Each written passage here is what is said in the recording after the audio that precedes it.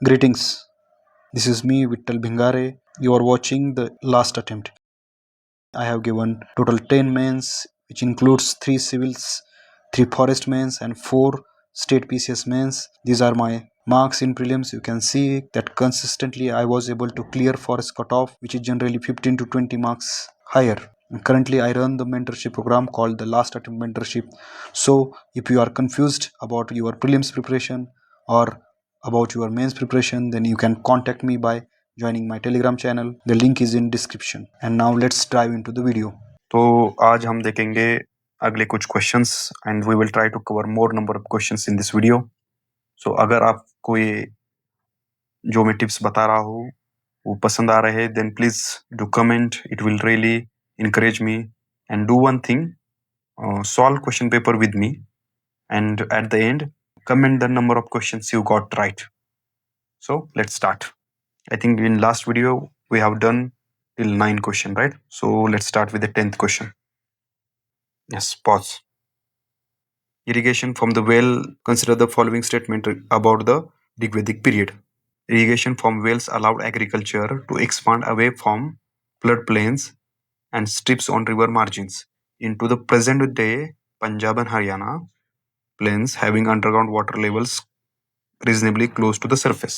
Okay, basically क्या कह रहा है कि भाई इरिगेशन वेल से इरिगेशन होने की वजह से जो एग्रीकल्चर था ना वो एक्सपांड हो पाया था. कहाँ पे? प्रेजेंट डे पंजाब और हरियाणा के प्लेन्स पे. Why? Because underground water level reasonably close to surface level था. इसकी वजह से वेल से इरिगेशन कर पाए थे. ऋग्वेदिक पीरियड के स्टेटमेंट है ये. ठीक है. Second statement, draught animal power was employed to drop water out of the wells. ठीक है. क्या दिया है? Which of the following information support और सपोर्ट्स द अबव स्टेटमेंट्स. यानी कि जैसे हमने पिछले क्वेश्चन में डिस्कस किया था वैसे ही आपको यहाँ पे आपको ये क्वेश्चन ये स्टेटमेंट सही है या गलत है उस पे आपको टाइम वेस्ट करना ही नहीं है. Right? Just like we discussed in some previous questions, statement 1 and statement 2, you have to consider those statement as right.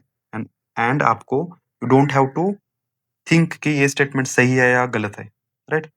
आपको question तो नीचे है. It's like a paragraph or passage from CSAT. They have given this statement and now the actual question is below it. Okay, क्या question पूछा है देखते हैं. Which of the following information supports the above statements? Okay, there is evidence in Rig Veda of use of Ashma Chakra. Ashma Chakra means what? Stone pulley wheel. And Ahava. And Ahava means what? Ahava means strapped wooden pails to draw up water. Okay, Rig वेदा में stone पुली wheel और strapped wooden pails का use किया था water draw करने के लिए. ये जो पहला स्टेटमेंट है क्या ये स्टेटमेंट इन दोनों स्टेटमेंट को या फिर किसी एक स्टेटमेंट को सपोर्ट करता है क्या? Let's see. पहले स्टेटमेंट में क्या बोला था? Irrigation from wells. तो इरिगेशन फ्रॉम वेल्स कैसे क्या होगा? ऑब्वियसली वो पुली और स्ट्रैप्ड वुडन पेल से ही क्या होगा ना. तो yes, this statement supports it. So in our answer statement 1 has to be there, so we can eliminate option D. Okay, let's look at the next statement, that is statement 2. Mention has been made in the Rig Veda of the use of implements like Parushu or Kulisha, that is axe, and Datra or Shreni, that is sickle. Okay, अगर ऋग्वेदा में sickle या x इनका mention है तो उससे ये कहाँ पता चलता है कि भाई इरिगेशन की वजह से एग्रीकल्चर एक्सपांड हुआ है? नहीं ना. Just think about it. इस स्टेटमेंट से हम क्या इन्फ्रेंस निकाल सकते हैं? Just think like you think in CSAT passage. इस स्टेटमेंट से क्या इन्फ्रेंस निकलता है हमें कि एक्स और श्रेणी ऋग्वेदा पीरियड में यूज होता था तो उससे एग्रीकल्चर था वहां पे उनके पास कुछ टूल्स थे. इतना ही सिग्निफाइड होता है ना. एक्स या सिकल इनका कुछ इरिगेशन से और इरिगेशन फ्रॉम वेल से कुछ संबंध है, डायरेक्ट कोरिलेशन है. या फिर हम कुछ ऐसे बता सकते हैं कि उनके पास सिकल था उसके वजह से वो वेल से इरिगेशन कर पाते थे. नहीं ना. Right. So this is how you have to think here. Okay, but still don't think कि you have found the answer and second one is definitely wrong. Just keep it pending. You don't know currently whether it is right or wrong, but it's confusing, right? So let's circle it. Now let's move to third option. There is history of use of ox even before Rigveda for plowing the land and pulling the cart. Now see the second statement here. क्या बोल रहा है कि draught animal power was employed to draw up water. यहाँ पे क्या बोल रहा है कि ड्रॉट एनिमल यानी कि ऑक्स को यूज किया था for ploughing and pulling the carts. So yes this statement supports this, क्योंकि ऋग्वेदिक पीरियड में हमने ड्रॉट एनिमल पावर को वाटर ड्रॉ करने के लिए यूज किया था, लेकिन before Rigveda we were using animals like ox for ploughing and pulling carts. So yes third statement supports it. But see now आपको अगर ध्यान से आप देखोगे तो आपको पता चलेगा कि थर्ड स्टेटमेंट का एक डायरेक्ट कोरिलेशन है. आप एक इन्फरेंस निकाल सकते हो. लाइक दिस स्टेटमेंट के बाद ये स्टेटमेंट अगर लिखा तो वो इलॉजिकल नहीं लग रहा है ना. if I want to tell you in simple language, right, there is some logical flow or connection to that statement, right? But sickle और एक्स है, उसके आगे आप ये स्टेटमेंट लगाओ फिर भी लॉजिक नहीं है, ये स्टेटमेंट लगाओ फिर भी लॉजिक नहीं है. लेकिन अगर ये स्टेटमेंट 1 और स्टेटमेंट 3 ये दोनों पढ़ने के बाद ये दोनों स्टेटमेंट पढ़ो, आपको कुछ तो लॉजिकल फ्लो, कुछ तो सीक्वेंस, कुछ तो पूरा पैसेज का क्रक्स समझ में आ रहा है ना. लेकिन अगर ये सेकंड स्टेटमेंट आप देखो और उसके आगे ये दो स्टेटमेंट लगाओ, आपको कुछ लॉजिक, कुछ फ्लो, कुछ क्रक्स समझ में नहीं आएगा, right?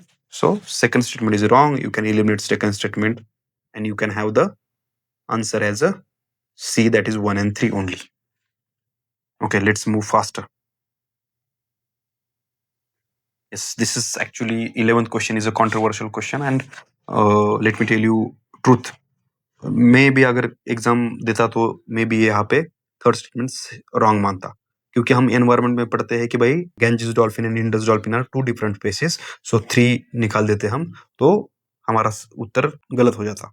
Really difficult question and very factual question, and I think UPC has made some mistake because the source form they have made this question might have mentioned this as a same species, but this is not the what I expect from you, that you should understand this or you should know this, right?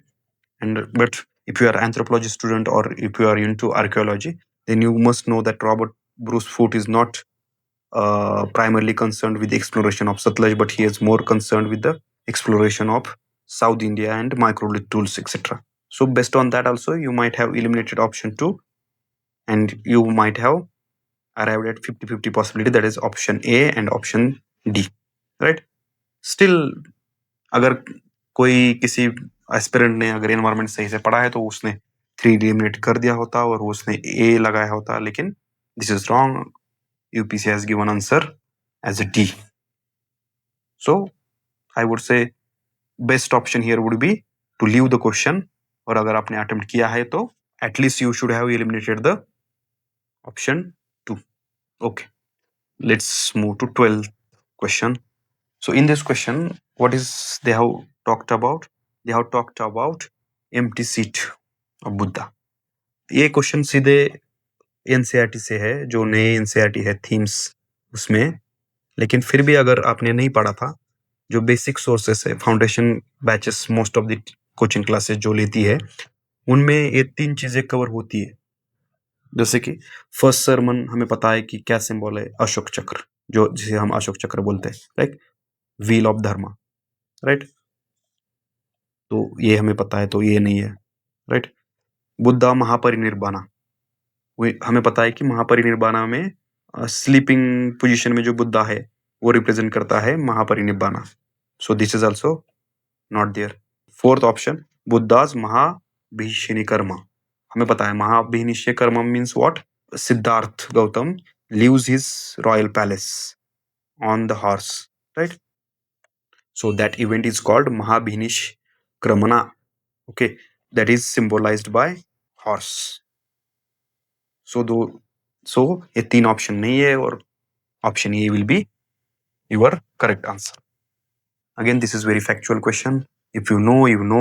अगर आपको वो पता नहीं था तो आपको बाकी के 3 ऑप्शन पता होने चाहिए थे, जो कि बहुत कॉमनली नोन सोर्सेस में दिए होते हैं.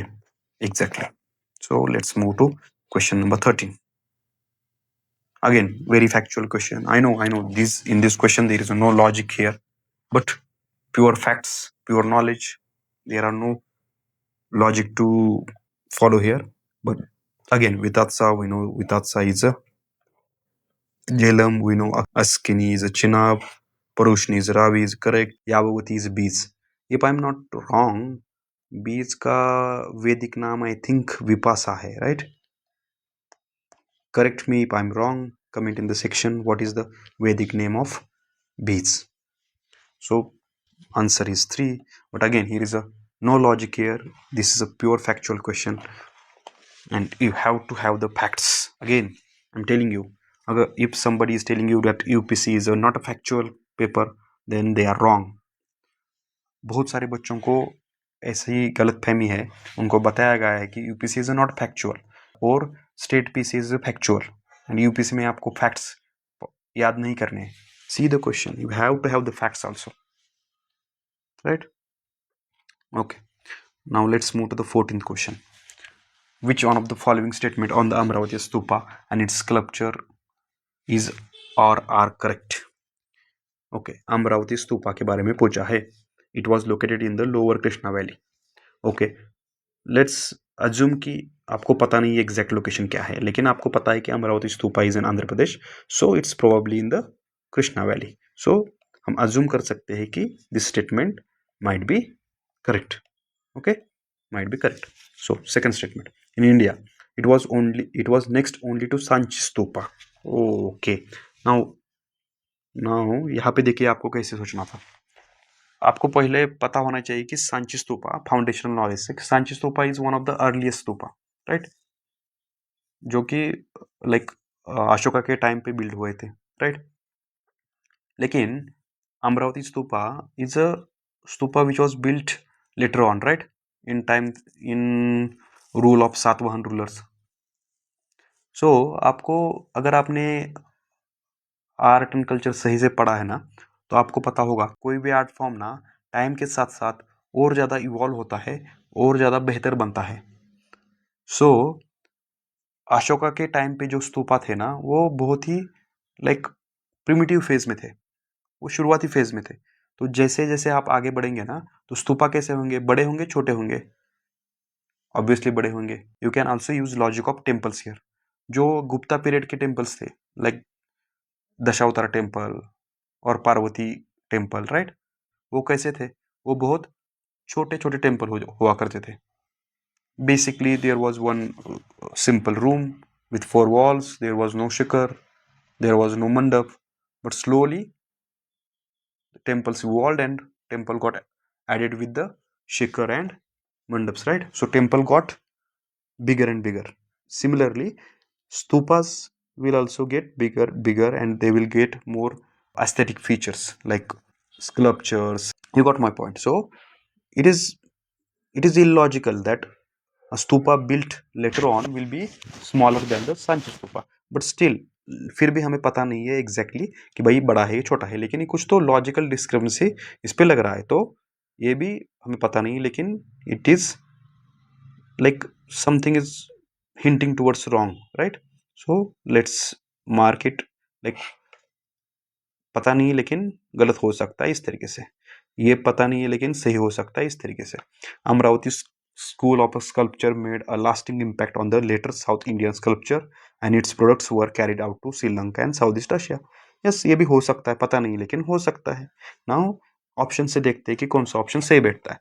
अगर दो गलत है या पहला और तीसरा सही है, तो वैसा कोई ऑप्शन है कि yes this is the option. Let's say now अगर हमें तीनों सही का ऑप्शन है लेकिन ये गलत लग रहा है, तो फिर हम कैसे कर सकते हैं. So here it comes about taking risk. You have to trust your that feeling, that logic. अभी मैंने जो लॉजिक बताया है कि art form with time evolve होता है, बड़ा हो जाता है, बेहतर हो जाता है. So it's not some idiotic and blind guess. See if you have studying something, if there is a proof to back your logic ना, then you have to trust your feeling. So मुझे भी पता नहीं है, लेकिन फिर भी मैंने यहाँ पे 1 and 3 मार्क किया होता. And trust me, for UPSC prelim you are never going to get 100% facts. You have to make this kind of guesses. Okay, let's move to next. This is most factual question, I would say. मुझे personally भी यहाँ पे सिर्फ यही पता था, बाकी दो पता नहीं थे. सो उससे क्या हो सकता था, देखिए उससे हम नॉट करेक्टली मैच है ना, तो हम 2 और 3 पे आ जाते. तो मैं 50% प्रोबेबिलिटी में आ चुका हूँ. मैं ये क्वेश्चन अटेम्प्ट नहीं करता, आखिर में देखता अगर मेरा अटेम्प्ट बहुत कम हो रहा है तभी मैं इसमें से कोई तो एक आंसर चूज कर लेता. लेकिन अभी तो मैं इसको लीव करता. ठीक है. And you have to do the same for every question. I hope you are taking notes about the things which I am telling you. See, अगर आपको यहाँ पे 50-50 में आ रहे हो, right, आप, that is you are confused between option B and D, then you can take guess here, but only when अगर आपका attempt 70s में ही है तभी you should take the risk. We should stop here. I think the video will be too long, so I hope you are liking the videos. I hope you are understanding what I'm trying to say. If you are not, then please comment. If you are liking and if you are understanding, then please comment. It will encourage me to make more and more videos. And please do contact me on my Telegram channel if you want to correct your foundational knowledge, if you want to correct your approach, if you want to correct your sources, then please contact me on Telegram channel. See you in the next video. Bye.